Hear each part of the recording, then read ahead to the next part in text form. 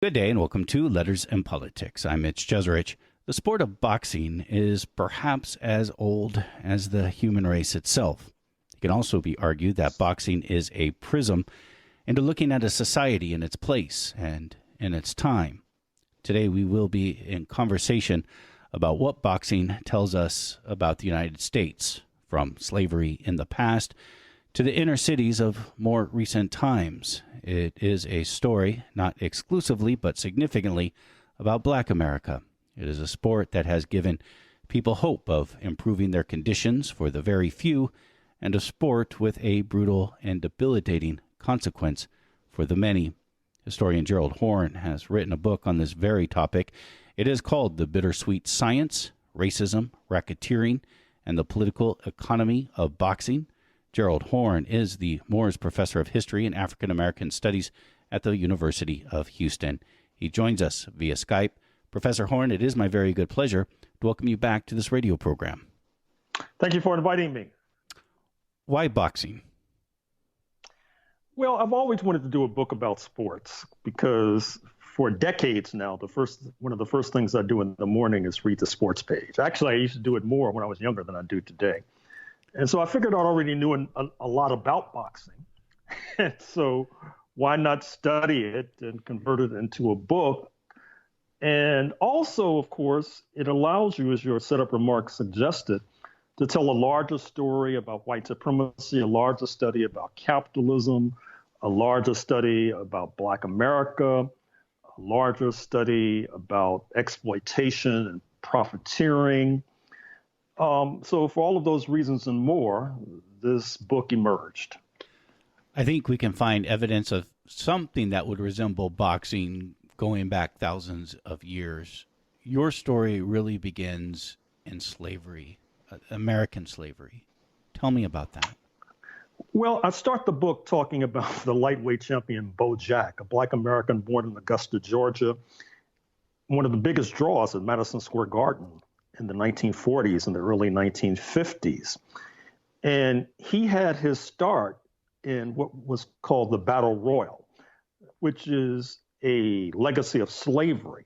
That is to say, for the entertainment of slave masters and their friends, they would put Black male slaves in particular, 7, 8 of them blindfolded in a ring.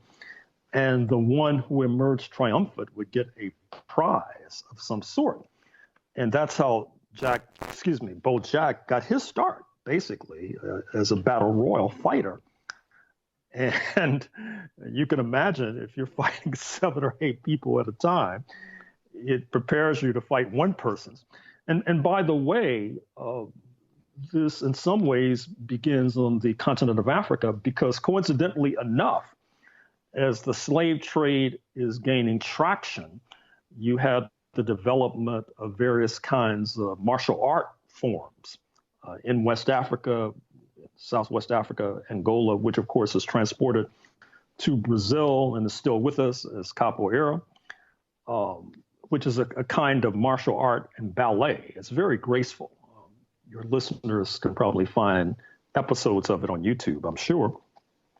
And then there are other kinds of martial arts that develop in Madagascar on the southeastern coast, an island off the southeastern coast of Africa, where as the slave trade was gaining traction, martial arts developed in Madagascar as well, presumably to fend off the enslavers.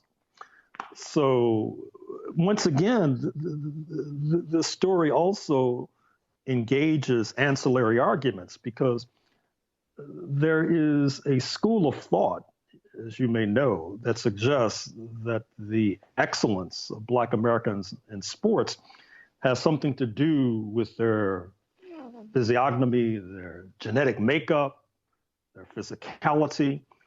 But I'm arguing nurture over nature, that the environments help to create this. And then the environment would also include, coming back to the United States, these rather warped conceptions of masculinity, which Black Americans, men in particular, felt the need to combat. That is to say, there was this idea not so long ago that Black American men were less than men because real men do, quote, do not allow themselves to be enslaved. Real men do not allow themselves to be subjected to Jim Crow and apartheid. And so they are yellow-bellied cowards, for example. And then trying to rebut this fog of propaganda then helps to hone the fighting skills and combative skills of Black American men in particular. How prevalent was boxing in antebellum America? Oh, I think it was quite prevalent. I mean, first of all, sadly enough, what oppression and exploitation tends to do is it tends to make the oppressed, it displaces their anger and frustration against their peers, which, in other words, to put that in simpler language, you tend to fight other Black people rather than fighting the slave master, because, of course, fighting the slave master can lead to execution, whereas fighting another Black person, maybe you'll win, maybe you'll lose, you don't necessarily die. So I think that fighting becomes part of the cultural makeup, if you like, of the system of slavery. And of course, it's part and parcel of a larger story of resistance that takes many forms. As you probably know from my previous books, resistance that takes the form of arson, malingering in the field, organized slave revolts. But that creates this culture of resistance, this culture of fighting back that is fungible and therefore is easily transferable to the ring. Can you tell me about Tom Malinow? Yeah, he's one of the early Black American boxers of about, let's say, 200 plus years ago, which it illustrates a number of things. One, illustrating the thing I've already articulated, which is how these Black American men in particular have a certain adroitness with their fists. And then second of all, his ability to make a living abroad. In his case, in Western Europe and the UK in particular. And there hangs a tale because Jack Johnson is one of the major characters in my book, born in Galveston, Texas in 1878, winning the heavyweight championship in Reno, Nevada in 1910, which then leads to a search for so-called Great White Hope to defeat him in order to restore what is thought to be normalcy with regard to white supremacist patriarchy, and then persecuted because of his penchant for dating, if not marrying, Euro-American women, prosecuted federally under the Mann Act. He goes into exile, and of course he does quite well overseas. Like Tom Malinow, about 100 odd years earlier. And he spends time in pre-revolutionary Russia. He spends time in Mexico during the revolutionary decade, 1910 to 1920, allies with Mexican revolutionaries, and is really doing quite well across the border. And in fact, is trying to set up a beachhead against white supremacy in Mexico during the revolutionary era. But then there's regime change. He has to come back to the United States and face the music and serve time in prison. After spending time in prison, he goes overseas once again. And he calls Barcelona, Spain, his favorite city. There he establishes a socialist newspaper that also has an interest in sports. And Jack Johnson is not alone in terms of seeking to make a living overseas. It's not unlike some of the musicians I talk about in my jazz book, who also found that it was easier sometimes to make a living overseas than in their homeland. Tell me about Jack Johnson as a boxer. Well, Jack Johnson as a boxer, one of the comments that's made about him is that he turned his opponents into the agents of their own destruction. He was a very good defensive boxer. In some ways, he reminds me of Floyd Money Mayweather, who's considered one of the best boxers of the contemporary era, because it's oftentimes said about Floyd Mayweather's fights that they're boring because he fights well defensively. And so he's able to cover up and oftentimes rarely get hit. And Jack Johnson was also a good counterpuncher. A counterpuncher meaning that once you throw a punch, obviously you can leave yourself open to receive a punch. And so he can induce someone to throw a punch, then they leave themselves open to receive a punch. And that was part of his defensive style. And he was really an exemplar in terms of what the late New Yorker writer A.J. Liebling called the sweet science. That is to say, boxing, when done well, I'm well aware of all the critiques of this brutal sport and how it leads to brain damage and brutalization and how it is an example of a gross form of capitalism. But at the same time, particularly if you look at how it's performed in a place like Cuba, where there are head guards, unlike in the United States, that it can be, if you can look at it through the context of capoeira, which, as I said, is not only a martial arts, it's a kind of ballet. It has a certain kind of elegance about it. And boxing, when done well by an expert, has a similar sort of orientation and aura. Jack Johnson would become heavyweight champion of the world for his time. We're talking about the early 20th century here. What did it mean to be heavyweight champion, and what did it mean for an African American man to be heavyweight champion?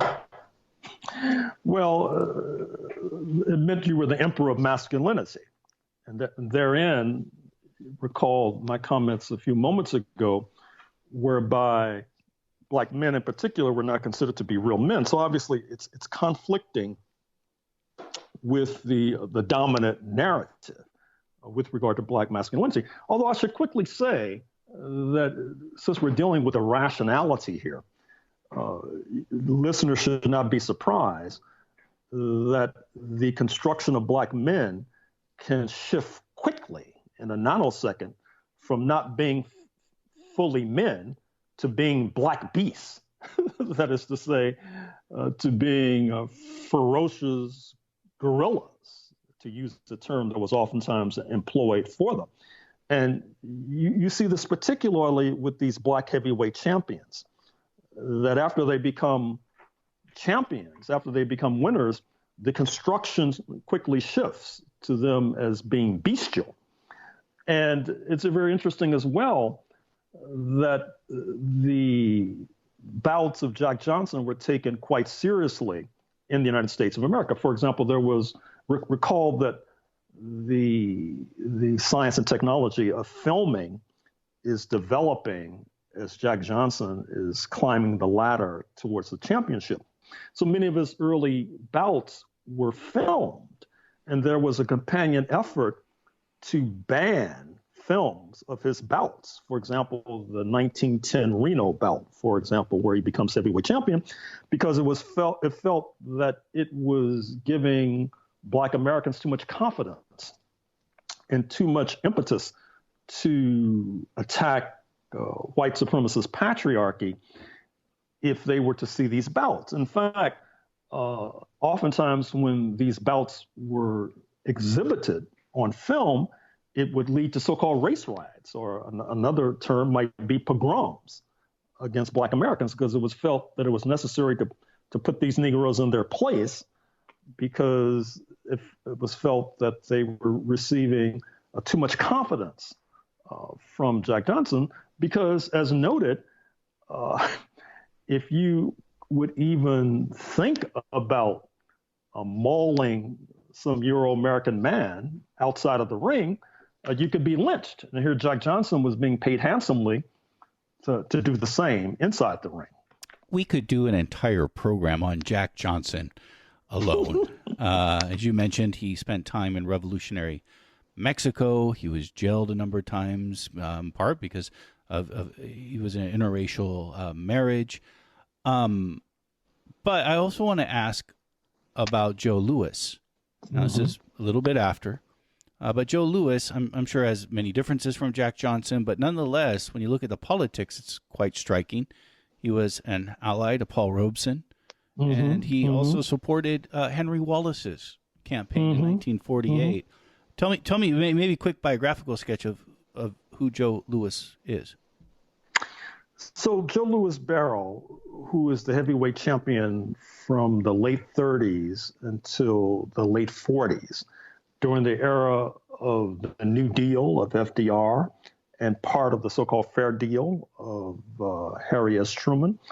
As you suggest, in many ways, he was told not to walk in the footsteps of Jack Johnson. Jack Johnson had a tendency to smile as he was knocking out the Euro-American competitors, which oftentimes infuriated and enraged the white supremacists because they thought he was having a good time as he was administering these fearsome blows to these white men.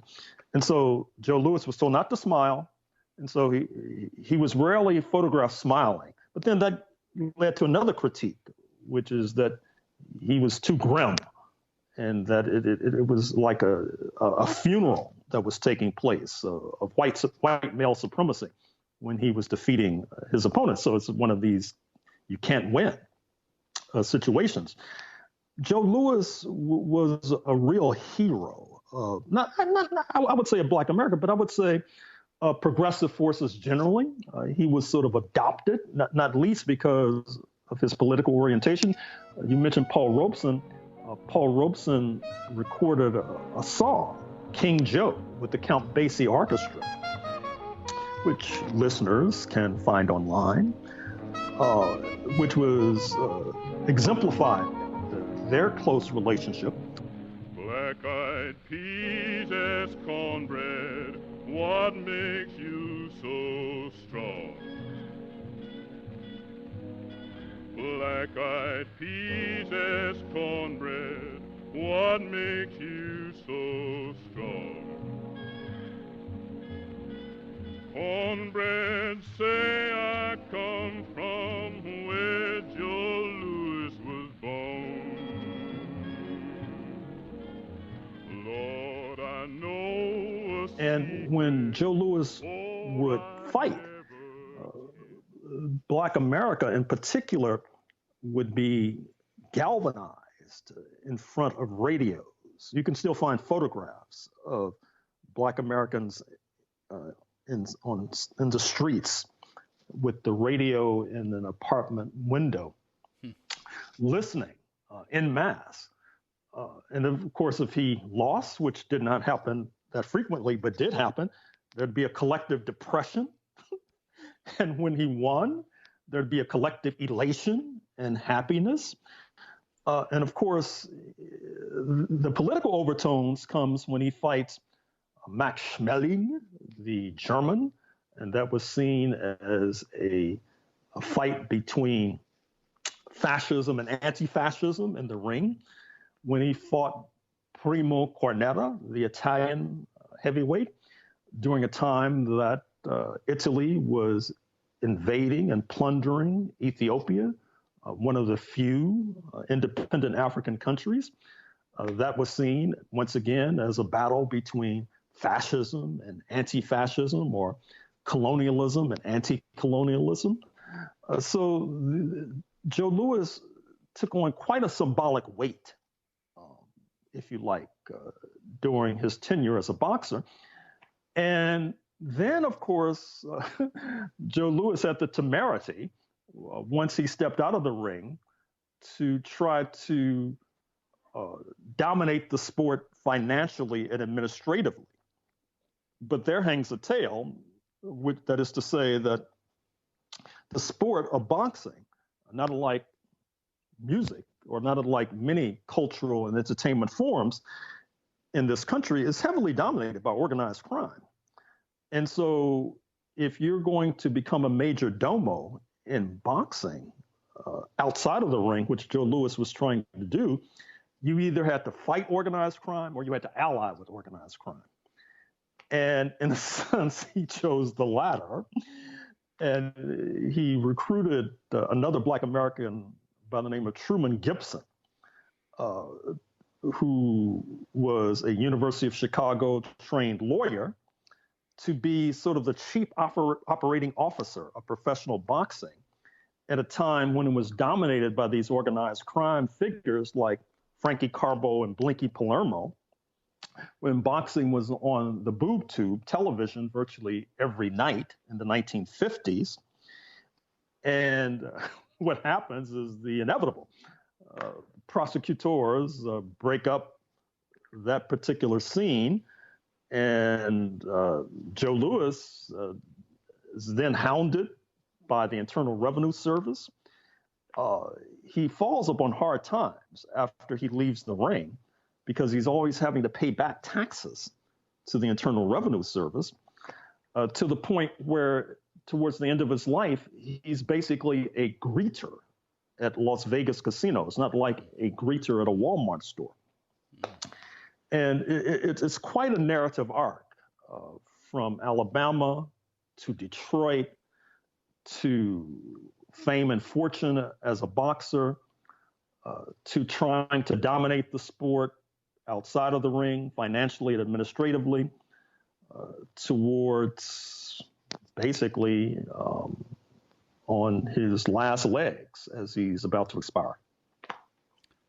Tell me about this idea that we find in boxing. I think we find it outside boxing too, but specifically in boxing, of a great white hope. Well, as noted with regard to Jack Johnson, boxing carries quite a bit of metaphorical weight. And it's felt that whoever's the heavyweight champion in particular, it's less true for lower weight classes like even light heavyweight, middleweight, welterweight, flyweight, bantamweight, because, boxers, male boxers in particular, they can earn, at least at one time, they can earn a good living fighting at 110 pounds, 115 pounds. But the heavyweight champion in particular, there's a lot of metaphorical and symbolic weight put on that.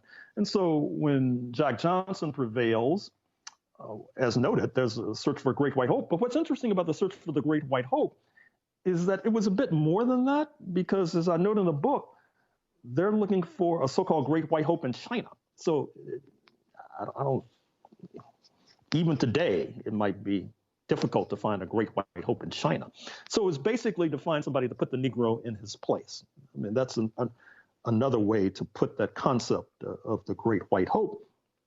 And this trails boxing throughout its late 19th century and 20th century history, because Joe Louis encounters the same phenomenon. Muhammad Ali earns quite a bit of money by playing upon that concept and portraying himself as a kind of villain, which then causes people to pay money to see him defeated. And I tell the story in particular about Muhammad Ali's former sparring partner, Larry Holmes, who becomes a heavyweight champion in the 1980s and is induced to fight the latest version of the Great White Hope. This is the 1980s, Gentleman Jerry Cooney, and who does quite well after taking a real pummeling from Larry Holmes in the ring. Interestingly enough, the U.S. president at that time, Ronald Wilson Reagan, had set up a telephone apparatus in Jerry Cooney's the room where he was to come after he was deemed to be the champion, it was thought, where Ronald Wilson Reagan would then talk to him on the phone and bathe in his glow. But of course, that didn't happen because Jerry Cooney took a real beating from Larry Holmes. But once again, the concept of the Great White Hope must be understood in the context of the concept of the necessity to bolster a white supremacist patriarchy by any means necessary, which was then seen as an ideological prop for not only the capitalism that has prevailed thus far, but also for the settler colonial regimes that preceded even the formation of the United States of America in the early 1600s, or even in the late 1500s, for that matter. The idea of the Great White Hope is interesting, and you can find it through much of the 20th century, probably find it even into the 21st century. The very first fight I can remember, and I was a kid, is the Larry Holmes, Jerry Cooney fight. And I come from a white family, and, it was very clear we were all going for Jerry Cooney at the time.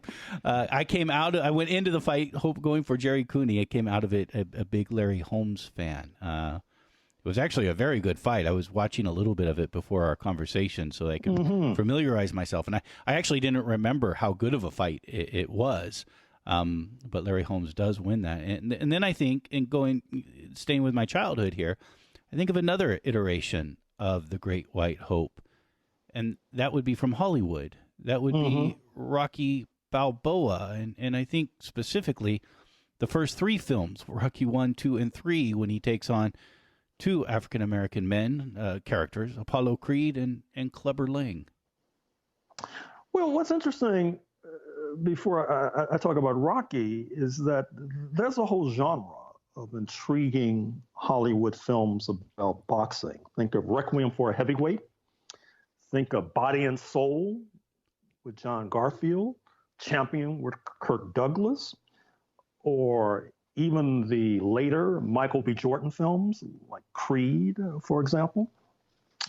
But what's interesting about the Rocky films is it's not only the playing upon these racial concepts and playing upon the concepts of white supremacist patriarchy, which it does quite adroitly, but in many ways, Sylvester Stallone becomes, in a certain sense, the paradigmatic Hollywood character of the late 20th century, because he makes a small fortune and is catapulted into the ionosphere and catapulted into stardom, not only because of the racism that he plays upon, but also the anti-communism. If you look at not only at some of his Rocky films, but of course, Rambo, where, for example, in one of the Rambo films, you might recall he's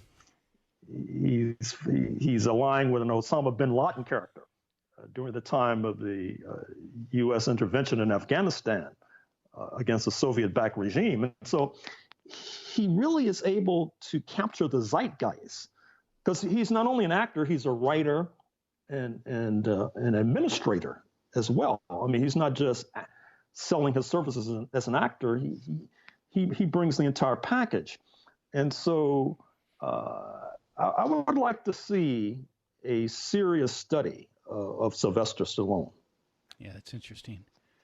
Also interesting is if you think about the great African-American heavyweight champions of the 20th century, you can see a line of radical politics going from Jack Johnson to Joe Louis to, obviously, Muhammad Ali.